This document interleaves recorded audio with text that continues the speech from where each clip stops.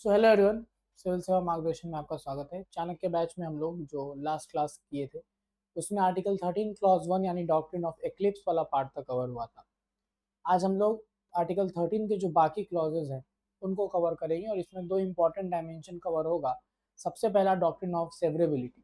Doctrine of severability eclipse के बाद एक डॉक्ट्रिन है, वो हम लोग देखेंगे। और फिर फंडामेंटल राइट्स का अमेंडेबिलिटी, एफ आर अमेंडमेंट उनका हो सकता है कि नहीं हो सकता है, क्या डिस्कशन रहा है इसको लेकर, वो सारा डायमेंशन हम लोग कवर करेंगे आज। ठीक है, तो सबसे पहले जब हम डॉक्ट्रिन ऑफ सेवरेबिलिटी की बात करते हैं तो हम लोगों को देखना है कि यहाँ पे कौन से क्लॉज की बात हो रही है। देखिए, आर्टिकल 13 का सेकंड क्लॉज यहाँ पे हम लोग डिस्कस करेंगे। कौन सा? 13 का सेकंड क्लॉज। ध्यान से एक एक लाइन पढ़ेंगे, फिर इसको जैसे हमने इक्लिप्स में इमेज के थ्रू देखा था उसको भी हम लोग देखेंगे। State shall not make any law. State का डेफिनेशन अब क्लियर है। तो स्टेट ऐसा कोई भी लॉ नहीं बनाएगा विच टेक्स अवे, जो छीनता हो या वायलेट करता हो, bridges the rights conferred by this part. Rights conferred by this part का मतलब क्या हुआ? पार्ट 3 की यहाँ पे बात हो रही है। किसकी बात हो रही है? पार्ट 3 की बात हो रही है। तो जो भी अधिकार किससे दिए गए हैं? पार्ट 3 से, उसकी यहाँ पर बात हो रही है कि अगर स्टेट कोई ऐसा लॉ नहीं बनाएगा जो फंडामेंटल राइट्स को दूर ले जाता हो या वायलेट करता हो, ठीक है। और अगर कोई law and any law made in contravention of this clause, इस क्लॉज के वायलेशन में अगर कोई कानून बनता भी है, शैल हो जाएगा to the extent of the contravention be void. जितना दूर तक वो कॉन्फ्लिक्ट रहेगा उतना दूर तक वो कानून वॉइड हो जाएगा।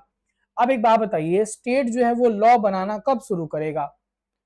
संविधान आने के बाद। यानी कि हम लोग एक लाइन में लिख सकते हैं कि ये कौन से लॉ की बात हो रही है? Post constitutional law. Post constitutional law की बात यहां पर अभी हम लोग कर रहे हैं। किसमें? Article 13 clause 2। तो यहाँ पे अगेन एक इमेज बनाते हैं।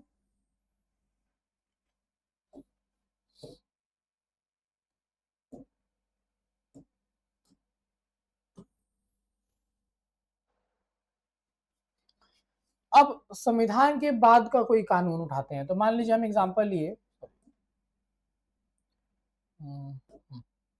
आईटी एक्ट 2000,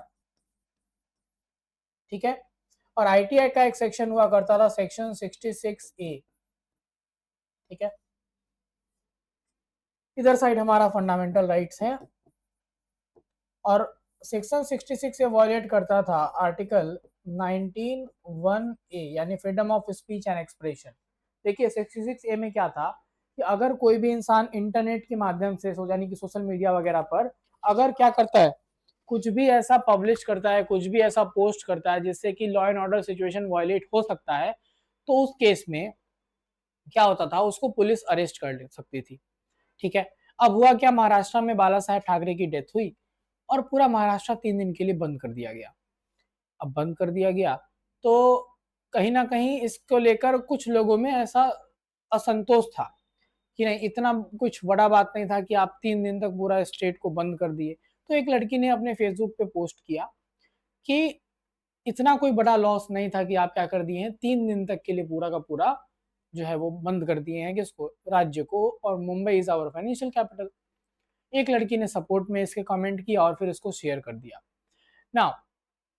ये करने से क्या देखने को मिला कि बहुत सारे लोग जो है इस पर्टिकुलर व्यू पॉइंट से अपना समर्थन दे रहे थे इसको, यहाँ बात तो सही है, और ये वायरल होने लगा।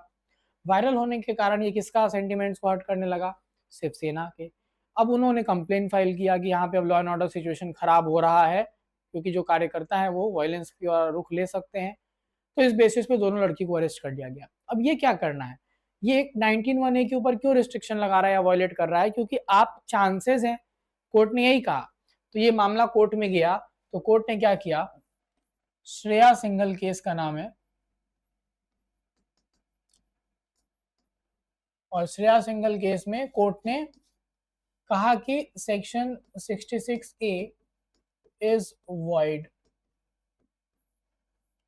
लेकिन यहां वॉइड का मतलब होता है void means dead, and the part is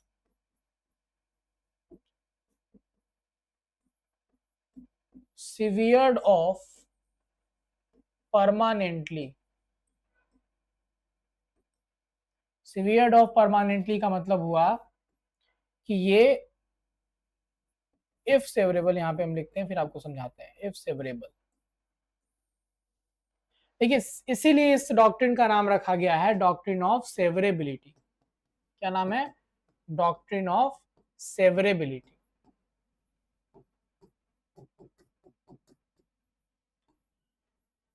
क्यों डॉक्ट्रिन ऑफ सेवरेबिलिटी नाम है? क्योंकि जो पार्ट कंफ्लिक्ट में होगा वो हमेशा के लिए हटा दिया जाएगा कानून से, अगर वो हटाने योग्य है तो। हटाने योग्य से हम क्या मतलब हमारा, जैसे कि कभी कभी क्या होता है कि कोई कानून है, उसका जो पार्ट कॉन्फ्लिक्ट में है वो ही सबसे इंपॉर्टेंट पार्ट था उस कानून का, मतलब कि वो कानून उसी के लिए बना ही था, उस सेक्शन के बेसिस पे ही था, पर्पस उसका उसी सेक्शन में था, तो फिर वो सेवरेबल नहीं हुआ। क्योंकि अगर आप उसको हटाते हैं तो वो कानून वैसे खत्म हो जाएगा पूरा, कोई पर्पस नहीं बचेगा। तो कोर्ट क्या करती है ऐसे केसेस में कि अगर पार्ट सेवरेबल है तब तो वो पार्ट को हटा के डेड कर देगा, हमेशा के लिए वॉइड हो जाएगा। लेकिन अगर सेवरेबल नहीं है तो कोर्ट फिर पूरा का पूरा कानून हटा देगा। समझ में आ रहा है बात ना? इसीलिए आप देखेंगे कि जब हम बात करते हैं सेक्शन 66 ए की, तो ये सेवरेबल था, क्योंकि आईटी एक्ट के अंदर बहुत सारे और प्रोविजन है जो कि रेगुलेट कर रहे हैं हमारे यहाँ पे इंफॉर्मेशन टेक्नोलॉजी की चीजों को। इसीलिए ये सेवरेबल था तो सिर्फ इसको हटा दिया गया, अगर ये सेवरेबल नहीं रहता तो पूरा कानून ही हटाया जाता है। इसको बोलते हैं डॉक्ट्रिन ऑफ सेवरेबिलिटी। एक्लिप्स में था कि वो वापस रिवाइव हो सकता है, यहाँ पे रिवाइवल का कोई स्कोप नहीं है। अब वही चीज देखते हैं, अगर नॉट सेवरेबल, अगर सेवरेबल नहीं होगा तो क्या होगा? इफ नॉट सेवरेबल,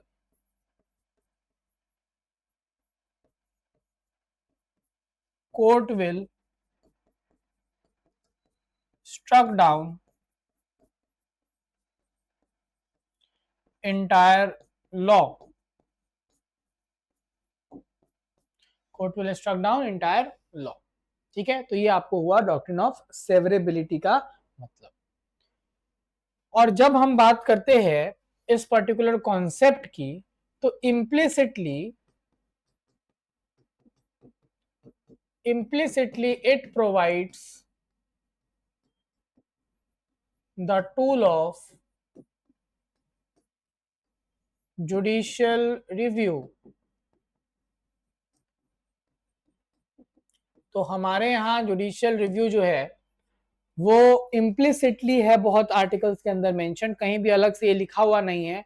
और ये चीज आपको दिखेगा कहां पर? ये चीज आपको दिखेगा 13 क्लॉज 2 के थ्रू, 13 क्लॉज 1 के थ्रू की जुडिशियरी रिव्यू कर रहा है, तभी तो पता चल रहा है कि एफआर के साथ वायलेशन है कि नहीं। ठीक है, तो अगर कोई पूछता है जुडिशियल रिव्यू के लिए सबसे इंपॉर्टेंट आर्टिकल कोई, तो 13, उसमें भी 13 clause 2 is the most important foundation for judicial review in our country. ठीक है, अब यहाँ पे एक चीज और समझना है, इन दोनों ही में, एक्लिप्स और सेवरेबिलिटी दोनों में अगर आप बात करेंगे तो जो बेहतर ऑप्शन है वो इक्लिप्स है। क्यों इक्लिप्स बेहतर ऑप्शन है? क्योंकि it gives the scope for what, it gives the scope for revival of the laws. ठीक है ना? क्योंकि आप देखेंगे तो अधिकार भी प्रोग्रेसिव नेचर के होते हैं, तो उसके अकॉर्डिंग हो सकता है कि अधिकार आपका प्रोग्रेसिव राइट्स कुछ नया इंटरप्रेट हुआ, कानून के साथ कॉन्फ्लिक्ट हुआ, तो उसको चेंज करने का ऑप्शन रहना जरूरी है। ठीक है ना? तो इसीलिए अगर आप देखेंगे यहाँ पर, since eclipse gives the scope for revival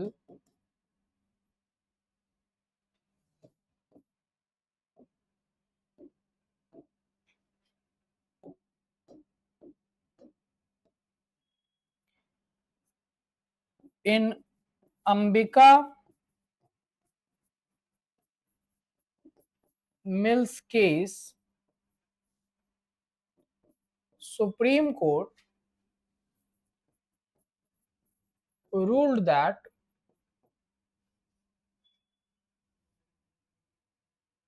sorry,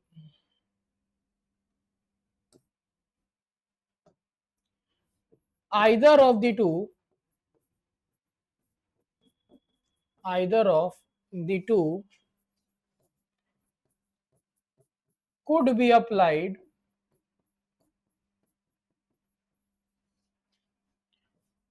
on pre or post constitutional laws.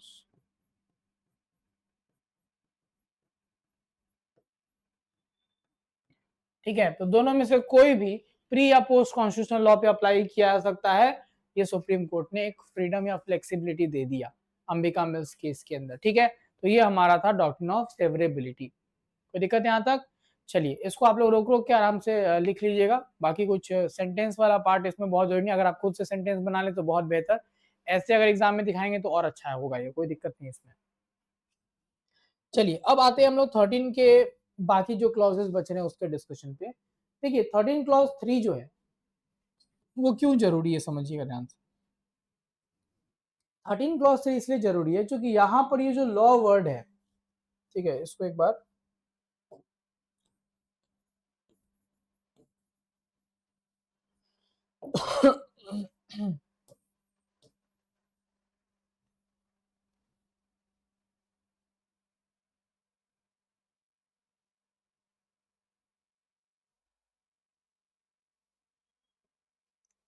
देखिएगा, यहाँ पे हमने जो लॉ वर्ड यूज किया है इसका इंपॉर्टेंस है, क्योंकि कह रहा है स्टेट ऐसा कोई लॉ नहीं बनाएगा जो एफआर को वायलेट करता हो या एफआर को छीनता हो। अब इस लॉ के डेफिनेशन में क्या क्या आएगा ये जानने के लिए हम लोगों को आर्टिकल 13 क्लॉज 3 दिया हुआ है कि लॉ मतलब वो जो सिंपल कानून है वो नहीं होगा, और भी चीजें होंगी। And law includes ordinance, order, bylaw, rule, regulation, notification, custom और यूसेज। मतलब हम लोग क्या करेंगे, हम लोग लॉ वर्ड को रिप्लेस करते हैं इन वर्ड्स के साथ, और एक बार पढ़ते हैं फिर क्लैरिटी आ जाएगी। State shall not make any, law है ना, state shall not make any ordinance which violates FR, अगर ऐसा ऑर्डिनेंस बना तो void. State shall not make any order, ऐसा ऑर्डर पास हुआ तो void. State shall not make any bylaw, जो एफआर को वायलेट करता अगर बना तो वॉइड। बाई लॉ मतलब वैसा कानून जो कोई लोकल एरिया में ही अप्लाई होता है, ठीक है। अब इसीलिए यहाँ पे 13 क्लॉज 3 जो इंपॉर्टेंट है कि लॉ का डेफिनेशन समझा दिया है, ठीक है। तो 13 क्लॉज 3 में क्या है, definition of law, that law includes ordinance, order, rules, regulation, notification, custom, bylaws, usage, ठीक ना। और ये 13 क्लॉज 3 जरूरी है कि हम लोग को एक पूरा का पूरा चैप्टर समझने के लिए, and that is amendability of fundamental rights.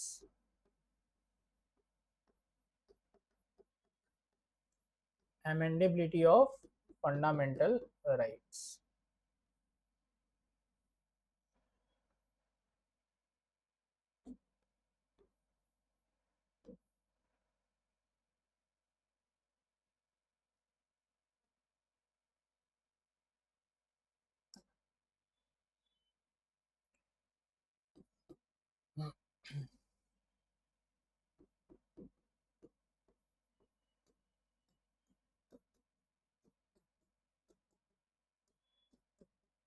ठीक है, अमेंडेबिलिटी ऑफ फंडामेंटल राइट्स क्यों एक टॉपिक है प्रॉपर, क्योंकि यहाँ पे एक डिस्कशन हुआ, कुछ समय तक एक डिस्कशन चला, और उस कारण से आपको बहुत इंपॉर्टेंट एक थियोरी पेश हुआ हमारे यहाँ जिसका नाम है बेसिक स्ट्रक्चर, है ना। तो वो पूरा अमेंडेबिलिटी समझते हैं। पहले बैकग्राउंड देखिए इसका, सबसे पहले background.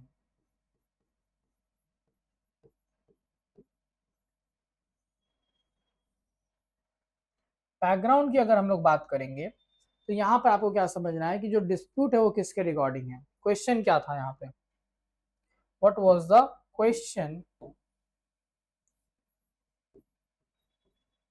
So question, does article 13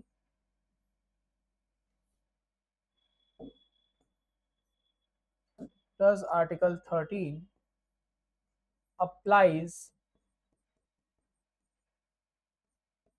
to article 368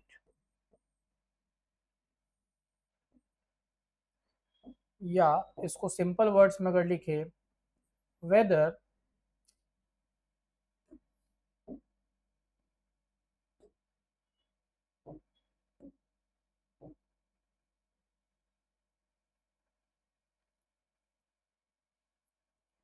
whether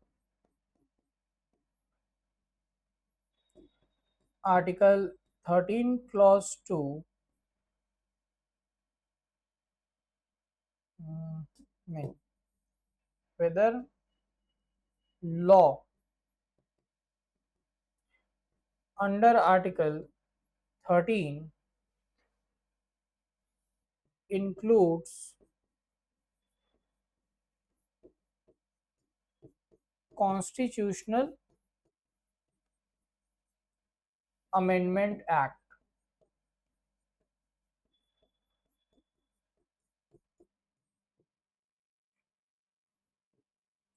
देखिए दो क्वेश्चन क्या था जो कि इस कारण से डिस्प्यूट और डिबेट चला। सबसे पहला कि जो आर्टिकल 13 में जो भी चीजें लिखी हुई है क्या वो आर्टिकल 368 पे अप्लाई होगी, और इसको अगर हम सिंपल वर्ड्स में कहें तो जो हमने यहाँ पे लॉ का डेफिनेशन देखा कि लॉ इंक्लूड्स ये सारा कुछ, तो क्या इस लॉ के डेफिनेशन के अंदर कॉन्स्टिट्यूशनल अमेंडमेंट एक्ट भी आएंगे? अगर कॉन्स्टिट्यूशनल अमेंडमेंट एक्ट आते हैं तो अब आप ये क्लॉज को यहाँ पढ़िए ऐसे, state shall not make any constitutional amendment act which violates FR और टेक्स अवे एफआर, और अगर ऐसा अमेंडमेंट एक्ट बना तो वॉइड हो जाएगा। यही समझ में आया ना कि क्या लॉ के डेफिनेशन में ये भी आएगा, यही क्वेश्चन जो था वो रखा गया। अब देखिए ये तो क्वेश्चन हो गया, लेकिन क्या ऐसा सही है कि नहीं, यही बात सुप्रीम कोर्ट के पास जाना था। जैसे जो पहला मामला गया कोर्ट में, वो मामला गया था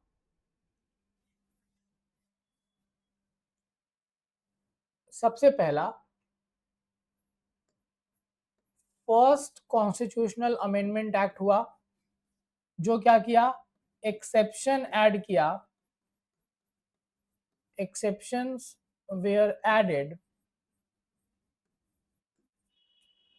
to article 1531।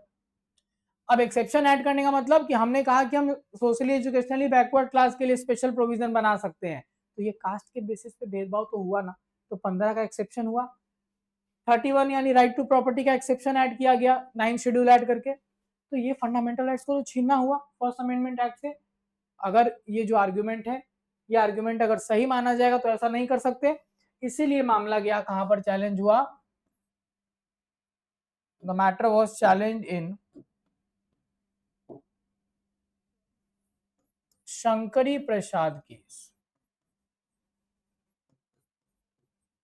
Shankari Prasad case.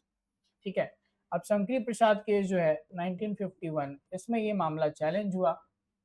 Shankari Prasad case में सुप्रीम कोर्ट ने क्या कहा, सुप्रीम कोर्ट ने कहा article 13 does not apply to article 368, therefore FRs can be amended। ठीक है, तो पहला तो सेटल हो गया, आर्टिकल 13 किस पे अप्लाई नहीं होता है, 368 पे, तो एफआरस का क्या हो सकता है, अमेंडमेंट हो सकता है, ये आपको ध्यान रखना है। ठीक है, देन नेक्स्ट हम लोग अगर बात करते हैं, जो हमारा तीसरा बात हुआ वो हुआ अगेन सज्जन सिंह केस में, सज्जन सिंह केस 1965।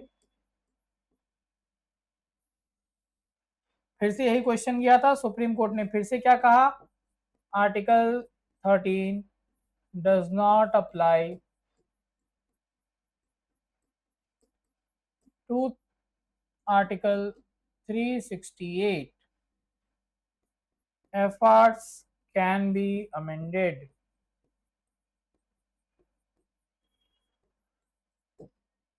तो मामला यहाँ तक सही जा रहा था, क्यों हम लोग ये पूरा डिस्कशन ही कर रहे हैं, आगे बढ़ना पड़ रहा है, उसका वजह ये था कि ये मामला चेंज हुआ सुप्रीम कोर्ट के द्वारा, और ये चेंज हुआ इसी के 2 साल के बाद गोलकनाथ केस में। इस केस में गोलकनाथ केस में ये चेंज हुआ। So Golaknath case 1967 supreme court overruled previous decision और अब क्या बोली, आर्टिकल 13 applies to आर्टिकल 368 और दूसरा एफआर्स आर सेक्रोसैंक्ट। तो गोलकनाथ केस में सुप्रीम कोर्ट ने अपना फैसला पलटते हुए क्या कहा कि चूंकि कानून बनाने वाली बॉडी जो है वो भी पार्लियामेंट ही है, संविधान में अमेंडमेंट करने वाली बॉडी भी पार्लियामेंट है, तो जब दोनों काम सेम बॉडी कर रहा है तो लॉ के डेफिनेशन में क्या इंक्लूड होगा, लॉ के डेफिनेशन में अमेंडमेंट एक्ट भी आएगा। और अमेंडमेंट एक्ट जब आएगा इसका मतलब क्या है, इसका मतलब ये है कि आर्टिकल 13 अप्लाई होगा 368 पे, और साथ ही साथ एफ आर सेक्रोसैंक्ट है, मतलब can not be amended, so can't be amended. ये बोला गया किसके द्वारा, सुप्रीम कोर्ट के द्वारा। अब ये पूरा का पूरा गेम ही पलट गया। जो लग रहा था कि नहीं अमेंडमेंट तो हो सकता है, वो प्रॉब्लम अब आ गया सरकार के सामने कि वो क्या करे इस चीज को लेकर, क्योंकि बहुत इंपॉर्टेंट जजमेंट है ये। जितना भी रिजर्वेशन पॉलिसी था, बैंक नेशनलाइजेशन आगे करना था, या हम लोग बात करेंगे जो लैंड रिफॉर्म थे, सबके सब एफआर के अंदर अमेंडमेंट करके ही तो था। अब क्या किया जाए इसके लिए, तो यहाँ पर अब क्या देखने को मिलेगा आपको कि अब फिर पार्लियामेंट इसके रिस्पॉन्स में क्या करती है वो देखिए। पार्लियामेंट इसके रिस्पॉन्स में पास करती है संविधान में एक अमेंडमेंट, ठीक है। और ये कौन सा अमेंडमेंट होगा, ठीक है, एक सेकेंड, डी है। तो अब जो अमेंडमेंट होगा इसके रिस्पॉन्स में उसको बोलते हैं 24th constitutional amendment act 1971 in response, ठीक है।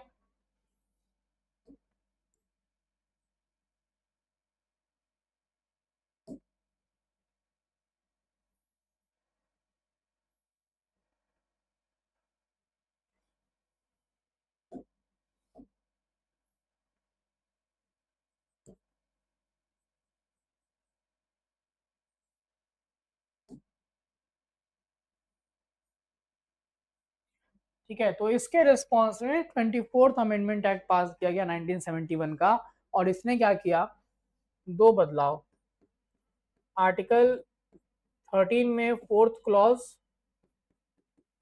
और आर्टिकल 368 में थर्ड क्लॉज, क्या करने के लिए, to clarify that article 13 does not apply to article 368। आपको यहाँ पे बेयर एक्ट में दिखाते हैं, आपको समझ में आ जाएगा। देखिए 13 में फोर्थ क्लॉज है वो क्या लिखा गया, nothing in this article means 13 shall apply to shall apply to any amendment of this constitution made under article 368।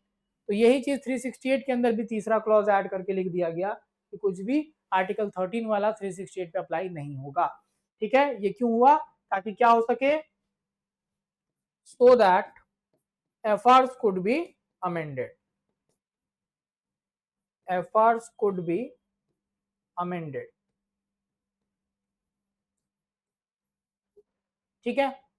अब ये हो गया हमारा केस। अब लगा कि चलो मामला यहाँ शांत होगा तो देखा जाए कोर्ट क्या इसका रिस्पॉन्ड कर रहा है। तो अब कोर्ट में ये मामला फिर गया किस केस में, कोर्ट में ये मामला गया केशवानंदा भारती केस, पूरा लिखते हैं, केशवानंदा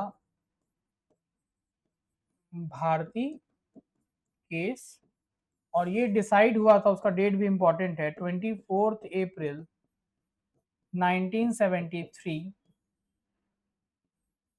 उस दिन ये डिसाइड हुआ। और क्या सुप्रीम कोर्ट ने कहा? सबसे पहला,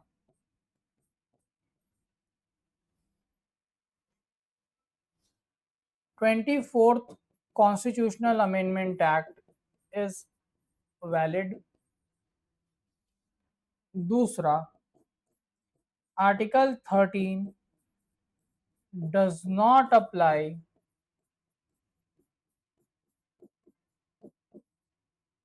टू आर्टिकल 368। तीसरा, FR can be amended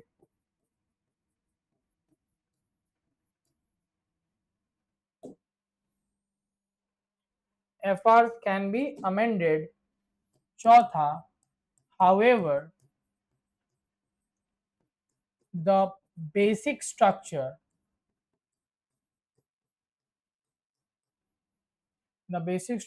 can't be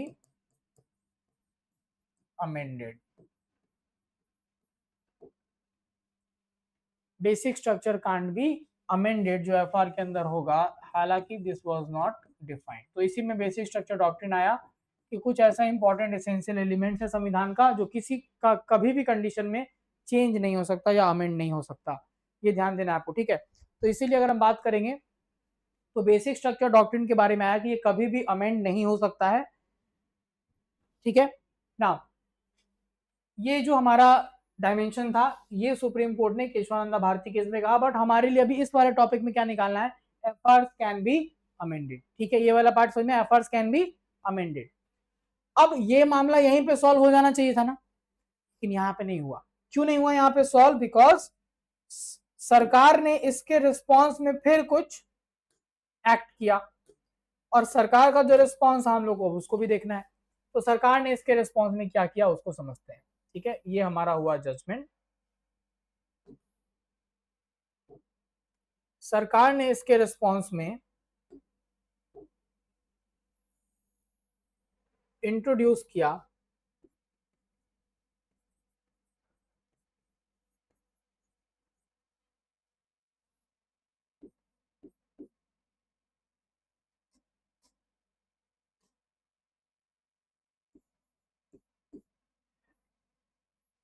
(24) उधर था, इधर 42nd कॉन्स्टिट्यूशनल अमेंडमेंट एक्ट 1976, जिसको मिनी कॉन्स्टिट्यूशन भी बोलते हैं।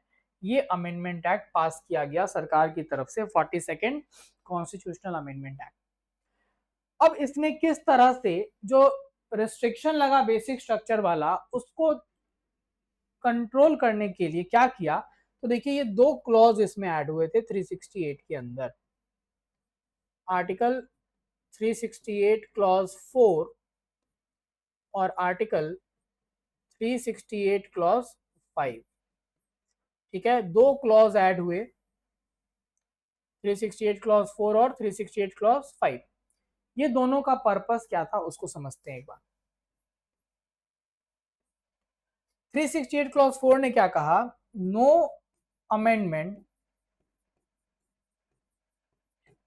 Amendment of fundamental rights can be challenged in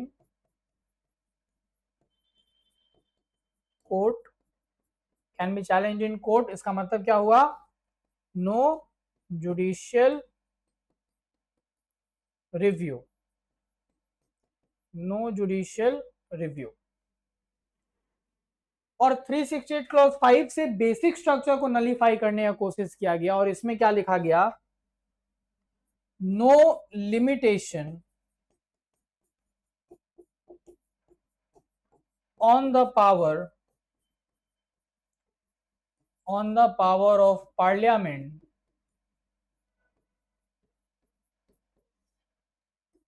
to amend constitution, ठीक है। तो दो क्लॉज ऐड करके पहला कहा कि जितने भी फंडामेंटल राइट्स के अमेंडमेंट होंगे वो किसी कोर्ट में चैलेंज ही नहीं हो सकते, किसी भी कोर्ट में क्या नहीं हो सकते, चैलेंज नहीं हो सकते। तो सबसे पहला तो ये हुआ, जुडिशियल रिव्यू को खत्म कर दिया। और दूसरा कहा कि कोई भी लिमिटेशन नहीं रहेगा अमेंडमेंट वाले पावर पे, मतलब बेसिक स्ट्रक्चर भी क्या हो गया, खत्म हो गया। ठीक है, ये दो डेवलपमेंट्स हुए 42nd अमेंडमेंट से। बेसिकली बेसिक स्ट्रक्चर को हटाने की कोशिश हुई और साथ ही साथ जुडिशियल रिव्यू को भी का स्कोप भी एफआर के अमेंडमेंट से खत्म कर दिया गया। लेकिन ये मामला फाइनली जाकर ये मामला सेटल हुआ है। और ये मामला सेटल हुआ है किस केस में, मिनर्वा मिल्स केस के अंदर। किस केस में, मिनर्वा मिल्स केस। ठीक है, तो लास्ट जो हमारा डिस्कशन होगा इस केस में वो है Minerva Mills case.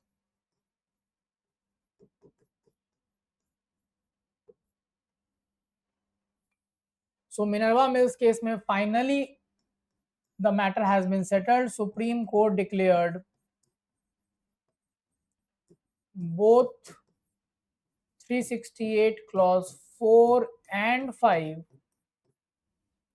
as unconstitutional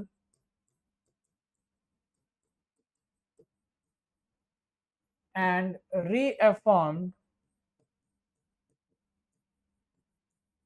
what was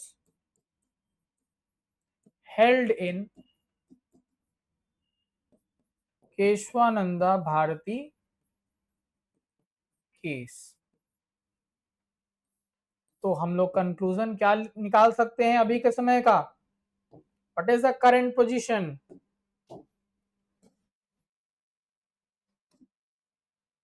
so the current position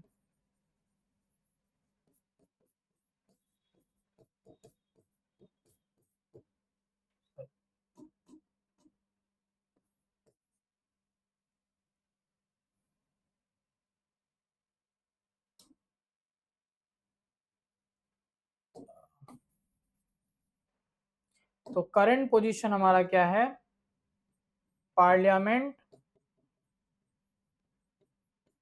can amend FR but it cannot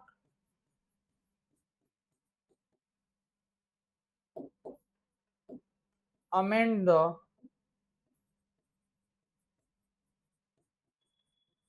basic structure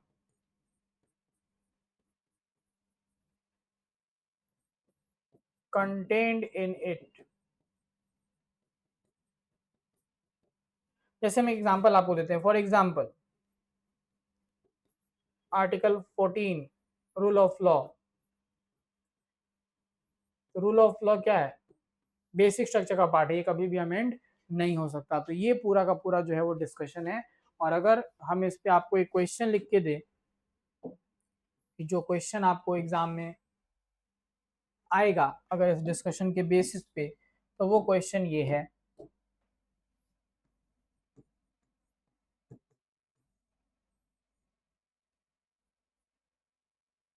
amendability of FRs has been had been a matter of contention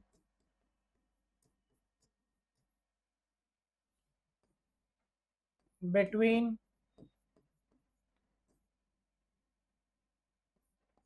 parliament and judiciary discuss। So this will be a probable question of mains जो कि पूछा जाएगा आपको examination में।